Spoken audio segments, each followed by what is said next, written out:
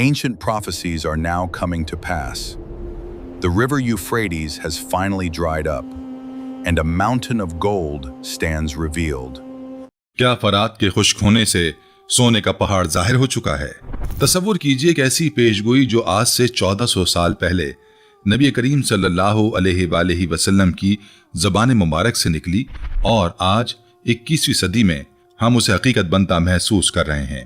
دریائے فرات جو ہزاروں سالوں سے مسلسل بہتا رہا اب تیزی سے خشک ہو رہا ہے، اور سوشل میڈیا پر ایک کے بعد ایک ایسی ویڈیوز گردش کر رہی ہیں جن میں دعویٰ کیا جا رہا ہے کہ اس دریا کے کنارے سے سونا نکل رہا ہے۔ کیا یہ وہی سونے کا پہاڑ ہے جس کا ذکر خود نبی علیہ الصلوۃ والسلام نے قیامت کی نشانیوں میں فرمایا تھا؟ کیا ہم باقی اس دور کی دہلیز پر کھڑے ہیں جس کے بعد دنیا اپنے اختتام کی طرف بڑھے گی؟ آئیے آج اس سوال کا جواب جذبات میں نہیں بلکہ تحقیق، حدیث اور حقائق کی روشنی میں تلاش کرتے ہیں، تاکہ نہ ہم کسی جھوٹی افواہ کا شکار ہوں اور نہ ہی اس نشانی کی اصل اہمیت کو نظر انداز کریں جو ہمارے پیارے نبی صلی اللہ علیہ وآلہ وسلم نے صدیوں پہلے ہمیں بتا دی تھی۔ یہ موضوع محض ایک دلچسپ خبر نہیں بلکہ ہمارے ایمان کا حصہ ہے۔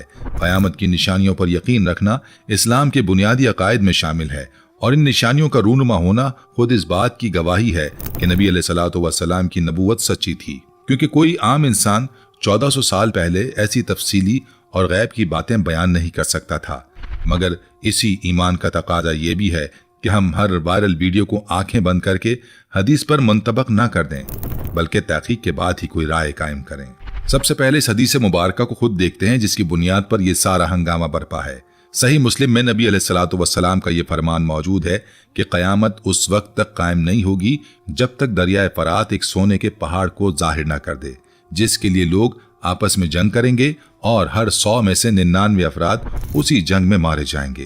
ہر شخص یہی گمان کرے گا کہ شاید وہی بچ کر یہ دولت حاصل کر لے گا، اور پھر نبی علیہ الصلوۃ والسلام نے وہ نصیحت فرمائی جو اس پوری حدیث کا سب سے اہم پیغام ہے: جو شخص اس وقت وہاں موجود ہو وہ سونے میں سے کچھ بھی ہرگز نہ لے۔ یہ حدیث سنن نبی داؤد میں بھی مختلف الفاظ کے ساتھ نقل ہوئی ہے، اور سب سے اہم بات یہ ہے کہ یہ روایت صرف صحیح مسلم تک محدود نہیں بلکہ یہ صحیح بخاری میں بھی موجود ہے، جہاں یہ اضافہ بھی ملتا ہے کہ جو شخص اس وقت وہاں موجود ہو اسے صاف صاف حکم دیا گیا ہے کہ اس خزانے میں سے کچھ نہ لے۔ کسی حدیث کا بیک وقت صحیح بخاری اور صحیح مسلم دونوں میں پایا جانا، جسے محدثین کی اصطلاح میں متفق علیہ کہا جاتا ہے، اس کی صحت کا سب سے اونچا درجہ تصور کیا جاتا ہے۔ یعنی یہ کوئی کمزور، مشکوک یا واحد راوی کی روایت نہیں بلکہ خالص، مستند اور امت مسلمہ کے دو سب سے معتبر ترین حدیث مجموعوں میں متفقہ طور پر موجود حدیث ہے۔ اس پیشگوئی کو صرف ایک تنہا خبر کے طور پر نہ دیکھیں بلکہ اسے قیامت کی نشانیوں کے اس وسیع تر سلسلے کے ایک حصے کے طور پر سمجھیں جس کا نبی علیہ الصلوۃ والسلام نے مختلف احادیث میں فرمایا۔ علماء نے ان نشانیوں کو عمومی طور پر 2 حصوں میں تقسیم کیا ہے: چھوٹی نشانیاں جو رفتہ رفتہ ظاہر ہوتی رہیں گی اور جن میں سے بیشتر پہلے ہی گزر چکی ہیں، اور بڑی نشانیاں جو قیامت کے بالکل قریب تسلسل کے ساتھ رونما ہوں گی۔ چھوٹی نشانیوں میں علم دین کا کم ہونا، جہالت کا عام ہونا، دولت کی فراوانی اور ننگے پاؤں چرواہوں کا اونچی عمارتیں بنانے میں ایک دوسرے سے مقابلہ کرنا جیسی باتیں شامل ہیں، جن کا ذکر مشہور حدیث جبریل میں بھی ملتا ہے۔ فرات سے سونے کا پہاڑ ظاہر ہونا بھی بعض علماء کے نزدیک اسی سلسلے کی ایک اہم کڑی ہے جو دنیا میں مادیت اور دولت کی ہوس بڑھنے کی طرف اشارہ کرتی ہے۔ اب سوال یہ ہے کہ کیا سوشل میڈیا پر پھیلنے والی یہ ویڈیوز جن میں لوگ فرات کے کنارے مٹی کھود کر کچھ چمکدار ذرات نکالتے دکھائی دیتے ہیں اسی پیشگوئی کی تکمیل ہیں؟ اس کا جواب جاننے کے لیے میں نے خود اس معاملے کی گہرائی میں جا کر تحقیق کی۔ بین الاقوامی فیکٹ چیکنگ ویب سائٹ، عرب ذرائع ابلاغ اور دستیاب رپورٹس کا جائزہ لیا، اور جو حقیقت سامنے آئی وہ حیران کن ہے۔ شام کے علاقے رقہ کے قرب و جوار کے کچھ دیہاتیوں میں جہاں دریائے فرات کا پانی خطرناک حد تک کم ہو چکا ہے، مقامی لوگوں کے درمیان یہ افواہ پھیلی ہے کہ دریا کے کنارے سونا مل رہا ہے۔ اس افواہ کے پھیلتے ہی لوگ جوک در جوک وہاں کھدائی کرنے پہنچ گئے، اور موبائل کیمروں سے بنائی گئی یہ ویڈیوز چند ہی گھنٹوں میں پوری دنیا میں پھیل گئیں۔ مگر جب ماہرین ارضیات اور مقامی صحافیوں نے ان نمونوں کا جائزہ لیا تو معلوم ہوا یہ اصل سونا نہیں بلکہ پائرٹ نامی ایک معدنیات تھی جسے عام بول چال میں جھوٹا سونا یا بے وقوفوں کا سونا کہا جاتا ہے۔ یہ ایک آئرن سلفائڈ مرکب ہے جو دیکھنے میں بالکل سونے کی طرح سنہری اور چمکدار ہوتا ہے، مگر اس کی مالی قیمت سونے کے مقابلے میں نہ ہونے کے برابر ہے۔ یہ معدنیات عام طور پر آتش فشانی چٹانوں میں پائی جاتی ہے، اور جیسے ہی دریا کی سطح کم ہوئی یہ چٹانیں کھلیں، پانی کی چمک میں یہ مادہ بالکل سونے جیسا نظر آنے لگا۔ पायरेट और असली सोने में फर्क करना साइंसी तौर पर कुछ मुश्किल नहीं, मगर आम आंख के लिए दोनों एक जैसे दिखाई देते हैं। माहिरीन अरजियात बताते हैं कि असल सोना निहायत नरम धात है जिसे चाकू या नाखून से भी खराश दी जा सकती है, जबकि पायरेट निस्बतन सख्त और टूटने वाला मादा है। इसी तरह सोने का वजन पायरेट के मुकाबले में कहीं ज्यादा होता है, यानी बराबर हजम का सोना पायरेट से दुगना से भी ज्यादा भारी होगा। असल सोना हवा और पानी के साथ कीमियाई अमल से मुतासिर नहीं होता और हमेशा चमकदार रहता है, जबकि पायरेट वक्त के साथ अपनी चमक खोकर स्याही माइल हो जाता है। यही वजह है कि माहिरीन अरजियात के लिए चंद ही लम्हों में ये फर्क वाजे हो जाता है, जबकि आम लोग महज चमक देकर धोखा खा जाते हैं। दिलचस्प बात यह कि तारीख में पायरेट की वजह से धोखा खाने का ये पहला वाकया नहीं। 16वीं सदी में जब यूरोपीय जहाजरां शुमाली अमेरिका पहुंचे तो वहां से भारी मिकदार में पायरेट इकट्ठा करके उसे सोना समझकर यूरोप ले गए, और बाद में जब यह हकीकत खुली तो उसी मादे का नाम ही बेवकूफ़ों का सोना पड़ गया, जो आज तक उसी नाम से मशहूर है। इस दावे की मजीद तस्दीक के लिए ये बात भी काबिल गौर है कि अगर वाकई फरात के किनारे से सोने का कोई खजाना बरामद होता तो ये खबर राइटर्स, BBC, अल जजीरा और AFP जैसे बड़े आलमी इदारे जरूर नशर करते, मगर इनमें से किसी ने भी इस दावे की तस्दीक नहीं की। ना ही शाम की हुकूमत या किसी सरकारी जियोलॉजिकल इदारे की तरफ से कोई बाज़ाब्ता बयान जारी हुआ। बैनुल अक़वामी फैक्ट चेक इदारों ने भी इन्हीं वीडियोस का तज्जिया करके यही नतीजा निकाला कि ये महज एक मकामी अफवाह और गलत फहमी थी जिसे सोशल मीडिया ने बढ़ा चढ़ाकर पेश किया। बल्कि एक मशहूर फैक्ट चेकिंग इदारे ने तो यहाँ तक दिखाया कि बाज़ वायरल वीडियोस में अफ्रीका के किसी और खित्ते की पुरानी फुटेज को जो सोने की कान से मुताल्लिक थी फरात के नाम से जोड़कर फैलाया जा रहा था, जो मुकम्मल तौर पर गुमराहकुन था। यहाँ ये सवाल भी जहन में आना फितरी है कि नबी अलैहिस्सलातु वस्सलाम ने ये सख्ती से क्यों फरमाया कि इस सोने में से कुछ भी ना लिया जाए। इसकी हिकमत इंसानी तारीख में बार बार दोहराई गई है। जब भी किसी खित्ते में अचानक बेपनाह दौलत की खबर फैली, इंसानों के अंदर मौजूद लालच और खुदगर्जी ने तबाही मचा दी। 19वीं सदी के वस्त में अमेरिका की कैलिफोर्निया गोल्ड रश के दौरान जब सन 1848 में वहां सोना दरियाफ्त हुआ तो लाखों लोग रातों रात अपना घर बाहर छोड़कर वहां पहुंच गए। उस दौड़ में बहुत से लोग भूख, बीमारी, तशद्दुद और आपस की लड़ाइयों में मारे गए। इसी तरह सदी के आखिर में कनाडा के कोलंडाइक इलाके में सोने की दरियाफ्त पर भी ऐसा ही हंगामा बरपा हुआ, जहां हजारों अफराद सख्त सर्दी और दुश्वार गुजार रास्तों में जान की बाजी हार गए। जनूबी अफ्रीका में भी जब 19वीं सदी के आखिर में सोने के वसी ज़खायर दरियाफ्त हुए तो उसके नतीजे में मकामी बाशिंदों का इस्तेसाल, ज़बरदस्ती मजदूरी और आखिरकार एक पूरी जंग तक नौबत पहुंच गई, जिसे तारीख में बोयर जंग के नाम से जाना जाता है। इन तमाम मिसालों में एक ही नमूना दोहराया गया। जहां भी जमीन से अचानक बेतहाशा दौलत निकली, वहां इंसानों के दरमियान लालच, धोखाधड़ी और खूनरेजी ने जन्म लिया। ये तारीखी वाक़यात इस बात की जिंदा मिसाल हैं कि दौलत की अचानक और बेतहाशा दस्तयाबी इंसान के अंदर किस तरह वो फितना जगा देती है जो नबी अलैहिस्सलातु वस्सलाम ने सदियों पहले बयान फरमा दिया था। फरात के सोने के पहाड़ की पेशगोई दरअसल उसी इंसानी कमजोरी की तरफ इशारा करती है, और नबी करीम सल्लल्लाहु अलैहि वसल्लम की नसीहत हमें ये सिखाती है कि हकीकी दानाई ये नहीं कि हम दौलत के पीछे भागें, बल्कि यह है कि हम ऐसे फितनों से खुद को महफूज रखें। यहाँ एक और अहम पहलू को समझना जरूरी है, और वो है खुद हदीस की तशरीह में उलमाए किराम का इख्तिलाफ। कुछ उलमा इस हदीस को हर्फ बहर्फ यानी ज़ाहिरी माने में लेते हैं कि ये वाकई एक हकीकी सोने का पहाड़ होगा। कुछ दूसरे उलमा इसे किस तारा समझते हैं, यानी उनके नज़दीक सोने के पहाड़ से मुराद कोई ऐसी बेश कीमत दौलत या वसाइल हो सकते हैं जिन पर मुस्तकबिल में शदीद कशमकश हो, जैसे तेल, मादनियात या पानी के ज़खायर। जबकि एक तीसरा नुक्ता इसे मुकम्मल तौर पर अलामती और रूहानी मानों में लेता है, यानी ये दौलत की उस हवस की तरफ इशारा है जो आखिरी ज़माने में इंसानों के दिलों पर गालिब आ जाएगी और जिसकी वजह से खूनरेजी आम हो जाएगी। कुछ जदीद मुहक्किकीन ये भी कहते हैं कि मुमकिन है इससे मुराद खित्ते में दरियाफ्त होने वाले तेल और गैस के वसी ज़खायर हों, जिन पर गुज़िश्ता कई दहाइयों से मशरिक़ वुस्ता में जंगें और तनाज़ात होते रहे हैं और जिनकी माली कीमत किसी भी सोने के पहाड़ से कहीं ज़्यादा है।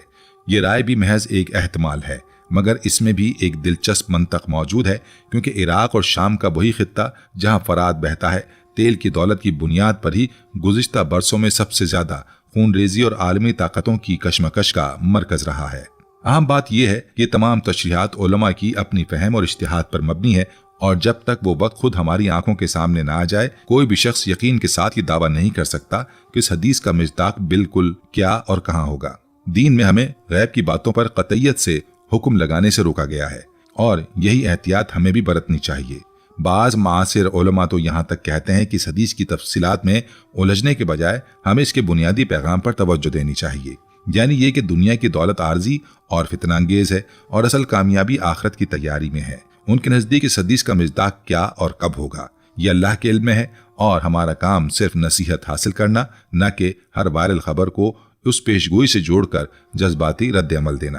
دریائے فرات کی اہمیت کو سمجھنے کے لیے یہ بھی جاننا ضروری ہے کہ یہ محض ایک عام دریا نہیں بلکہ انسانی تہذیب کے قدیم ترین گہواروں میں سے ایک کی بنیاد رہا ہے۔ ہزاروں سال پہلے اسی دریا کے کنارے پر سومیری، بابلی، آشوری جیسی عظیم تہذیبیں پروان چڑھیں، جنہیں تاریخ میں میسوپوٹیمیا یعنی دو دریاؤں کے درمیان کی سرزمین کہا جاتا ہے۔ لکھائی کے ابتدائی نظام، پہلے قوانین کی کتابیں اور شہری زندگی کے ابتدائی نمونے اسی خطے سے دنیا کو ملے۔ ایک ایسا دریا جس نے ہزاروں سال تک انسانی تہذیب کو زندگی بخشی، آج اسی کا خشک ہونا ہمیں یہ سوچنے پر مجبور کرتا ہے کہ دنیا کی کوئی بھی طاقت، وسائل یا تہذیب دائمی نہیں اور صرف اللہ کی ذات ہی باقی رہنے والی ہے۔ اب آئیے دریائے فرات کی موجودہ حقیقی صورتحال کو سمجھتے ہیں، کیونکہ یہ الگ سے ایک اہم اور تشویشناک حقیقت ہے۔ فرات ترکی کے مشرقی پہاڑی سلسلوں سے نکلتا ہے، شام کے زرعی علاقوں کو سیراب کرتا ہوا عراق میں داخل ہوتا ہے اور وہاں دریائے دجلہ کے ساتھ مل کر شط العرب کی صورت میں خلیج فارس میں جا گرتا ہے۔ یہ دریا ہزاروں سال سے اس پورے خطے کی زندگی کی رگ رہا ہے، مگر ماہرین کے مطابق گزشتہ برسوں میں اس کے پانی کی سطح میں 60 سے 70% تک کمی واقع ہو چکی ہے، اور بعض مقامات پر خصوصاً شام اور عراق کے سرحدی علاقوں میں یہ دریا مکمل طور پر خشک ہو چکا ہے۔ اس کی سب سے بڑی وجہ ترکی کا وہ بڑا منصوبہ ہے جسے گاپ یا جنوب مشرقی اناتولیا پروجیکٹ کہا جاتا ہے، جس کے تحت فرات پر کئی بڑے ڈیم تعمیر کیے گئے ہیں جنہوں نے نیچے کی طرف پانی کے بہاؤ کو نمایاں طور پر کم کر دیا ہے۔ اس کے علاوہ موسمیاتی تبدیلی، بارشوں کی کمی، بڑھتی ہوئی گرمی اور شام و عراق میں برسوں کی خانہ جنگی نے بھی پانی ذخیرہ کرنے اور اس کا مناسب انتظام کرنے کی صلاحیت کو بری طرح متاثر کیا ہے۔ عراقی حکام کے بعض تخمینوں کے مطابق اگر یہی رفتار جاری رہی تو یہ دریا سن 2040 تک مکمل طور پر خشک ہو سکتا ہے۔ ترکی کے اسی گاپ منصوبے کے تحت فرات اور دجلہ کے تاسوں پر تقریباً 22 بڑے ڈیم اور 19 پن بجلی گھر تعمیر کرنے کا منصوبہ بنایا گیا، جن میں سب سے مشہور اور بڑا اتا ترک ڈیم ہے جو دنیا کے بڑے ڈیموں میں شمار ہوتا ہے، اور اس کے علاوہ کیبان ڈیم اور کاراکایا ڈیم بھی اسی سلسلے کا حصہ ہیں۔ ان تمام ڈیموں کا بنیادی مقصد ترکی کے اندر زراعت اور بجلی کی پیداوار کو بڑھانا تھا، مگر اس کا براہ راست نتیجہ یہ نکلا کہ نیچے دریا کے بہاؤ پر انحصار کرنے والے شام اور عراق کو پانی کی شدید قلت کا سامنا کرنا پڑا۔ یہی وجہ ہے کہ فرات کے پانی کی تقسیم پر ان تینوں ممالک کے درمیان کئی دہائیوں سے سفارتی کشیدگی اور تنازع بھی چلا آ رہا ہے۔ اس پانی کی کمی نے صرف زمین کو ہی خشک نہیں کیا بلکہ لاکھوں انسانوں کی زندگیوں کو بھی براہ راست متاثر کیا ہے۔ شام اور عراق کے دیہی علاقوں میں کسان اپنی زرعی زمینیں چھوڑنے پر مجبور ہو رہے ہیں، ماہی گیری کا پیشہ تقریباً ختم ہوتا جا رہا ہے اور پینے کے صاف پانی کا شدید بحران پیدا ہو چکا ہے۔ اقوام متحدہ کے مختلف اداروں نے بھی خبردار کیا ہے کہ اگر پانی کی یہ قلت اسی رفتار سے جاری رہی تو آنے والے برسوں میں اس خطے میں مزید نقل مکانی اور سماجی بحران جنم لے سکتا ہے۔ یعنی جہاں ایک طرف یہ سوال زیر بحث ہے کہ کیا فرات سے سونا نکل رہا ہے، وہیں دوسری طرف اس دریا کے کنارے بسنے والے حقیقی انسان پانی کی بوند بوند کو ترس رہے ہیں، اور یہ تضاد خود اس بات کی علامت ہے کہ دنیا کس نہج پر جا رہی ہے۔ یہاں یہ بات بھی قابل ذکر ہے کہ آج کے دور میں اس طرح کی وائرل خبروں کی تصدیق یا تردید کرنا پہلے سے کہیں زیادہ آسان ہو چکا ہے، بشرط یہ کہ ہم چند بنیادی اصولوں پر عمل کریں۔ سب سے پہلے یہ دیکھیں کہ کیا کسی بڑے اور معتبر عالمی نیوز ادارے نے اس خبر کو رپورٹ کیا ہے یا نہیں۔ دوسرا یہ جانچیں کہ یہ ویڈیو یا تصویر کے ساتھ جگہ، تاریخ اور ذریعے کی مکمل تفصیل موجود ہے یا نہیں۔ تیسرا، اگر ممکن ہو تو ویڈیو کو ریورس امیج سرچ کے ذریعے چیک کریں، آیا یہ کسی پرانے یا مختلف واقعے کی فوٹیج تو نہیں۔ اور سب سے اہم بات یہ ہے کہ کسی بھی مذہبی جذبات سے جڑی خبر پر رد عمل دینے سے پہلے 2 مرتبہ سوچیں، کیونکہ ایسی خبریں سب سے زیادہ تیزی سے پھیلتی ہیں اور ان کا غلط استعمال کرنے والے اسی جذباتیت کا فائدہ اٹھاتے ہیں۔ نبی علیہ الصلوۃ والسلام نے خود ہمیں یہ تعلیم دی کہ کسی بھی سنی سنائی بات کو بغیر تصدیق کے آگے نہ پھیلایا جائے، اور یہی اصول آج کے سوشل میڈیا کے دور میں پہلے سے کہیں زیادہ اہم ہو چکا ہے۔ اسی تناظر میں ایک اور حدیث بھی قابل غور ہے جو قیامت کے قرب دنیا میں دولت کی فراوانی کے بارے میں بتاتی ہے۔ صحیح بخاری میں مروی ہے کہ نبی علیہ الصلوۃ والسلام نے فرمایا کہ قیامت اس وقت تک قائم نہ ہوگی جب تک دولت اس قدر زیادہ اور بہتات میں نہ ہو جائے کہ کوئی شخص اپنی زکوٰۃ لے کر نکلے اور اسے قبول کرنے والا ہی نہ ملے۔ یہ حدیث بھی اسی بڑی تصویر کا حصہ ہے۔ جس میں فرات کے سونے کا ذکر آتا ہے۔ یعنی آخری زمانے میں دنیا مادی طور پر تو خوشحال ہوگی، مگر انسانوں کے دل سے اسی دولت کی وجہ سے اللہ سے دور اور آپس میں ایک دوسرے سے بدگمان ہوتے چلے جائیں گے۔ یہ تمام نشانیاں مل کر ہمیں ایک ہی سبق دیتی ہیں: دنیا کی دولت کی فراوانی کبھی بھی انسان کے دل کے سکون اور ایمان کی مضبوطی کی ضامن نہیں بن سکتی۔ یہ صورتحال خود ایک الگ زاویے سے نہایت فکر انگیز ہے۔ ہزاروں سال سے بہنے والا ایک عظیم دریا جس کے کناروں پر تہذیبیں پروان چڑھیں، آج انسانی مداخلت اور موسمیاتی تبدیلی کی وجہ سے آہستہ آہستہ ختم ہوتا جا رہا ہے۔ چاہے سونے کا پہاڑ ابھی ظاہر نہ بھی ہوا ہو، مگر فرات کا اس تیزی سے خشک ہونا اس بات کی علامت ہے کہ نبی علیہ الصلوۃ والسلام کی بتائی ہوئی نشانیوں میں سے ایک بنیادی شرط یعنی دریا کا خشک ہونا اپنی تکمیل کی طرف بڑھ رہا ہے۔ یہی وہ پہلو ہے جو ہمیں غفلت کی نیند سے جھنجھوڑنے کے لیے کافی ہے۔ اس ساری بحث کا نچوڑ یہ ہے کہ فی الحال جو کچھ بھی سوشل میڈیا پر دکھایا جا رہا ہے وہ سائنسی طور پر پائریٹ یعنی جھوٹے سونے کی وجہ سے پیدا ہونے والی ایک مقامی افواہ اور غلط فہمی ہے، حقیقی سونے کا پہاڑ نہیں۔ کسی بھی مستند سائنسی یا سرکاری ادارے نے اس کی تصدیق نہیں کی، اسی لیے سوشل میڈیا پر گردش کرنے والی کسی بھی ایسی خبر پر فوری یقین کرنے سے پہلے تحقیق ضرور کر لیں۔ لیکن اس کے ساتھ ساتھ یہ بھی نہ بھولیں کہ دریائے فرات کا حقیقتاً تیزی سے خشک ہونا خود ایک ایسی علامت ہے جو ہمیں یاد دلاتی ہے کہ ہم قیامت کی نشانیوں کے اس دور سے کتنے قریب پہنچ چکے ہیں جس کا ذکر 1400 سال پہلے کر دیا گیا تھا۔ یہاں یہ سوچنا بھی ضروری ہے کہ اگر بالفرض کل کو باقی ایسا کوئی خزانہ کہیں ظاہر ہو جائے تو ایک سچے مومن کا رد عمل کیا ہونا چاہیے؟ نبی علیہ الصلوۃ والسلام کی نصیحت واضح ہے، اس سے دور رہنا۔ یہ نصیحت بظاہر عجیب لگتی ہے کیونکہ عام انسانی فطرت تو یہی چاہتی ہے کہ ایسی دولت پر ہاتھ صاف کیا جائے، مگر یہی وہ مقام ہے جہاں ایمان اور عقل کا اصل امتحان ہوتا ہے۔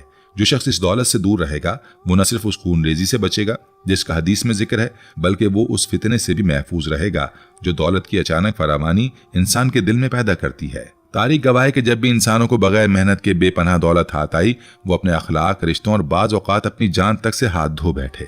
اسی لیے یہ حدیث دراصل ہمیں صرف ایک غیبی خبر نہیں دیتی بلکہ ایک حکمت عملی بھی سکھاتی ہے۔ جو دولت رشتوں کو توڑ دے، جو دولت انسان کو انسان کا دشمن بنا دے، اس سے دور رہنا ہی اصل دانائی ہے۔